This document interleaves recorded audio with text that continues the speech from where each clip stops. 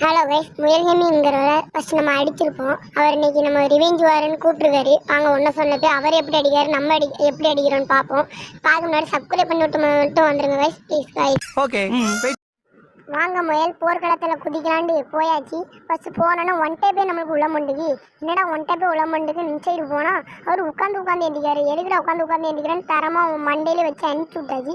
இந்த ரவுண்டு தாங்க எடுத்தேன். 3 ரவுண்டு போட்டுன்னு அடிக்காரு.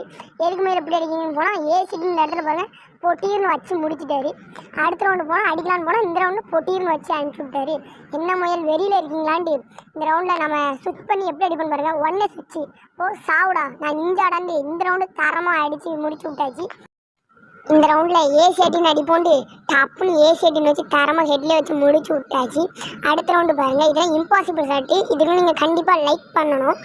இந்த மேட்ச்சில் யார் போயா எடுக்கிறான்னு மட்டும் கமெண்ட்டில் பண்ணி விட்டு போங்க கைஸ்.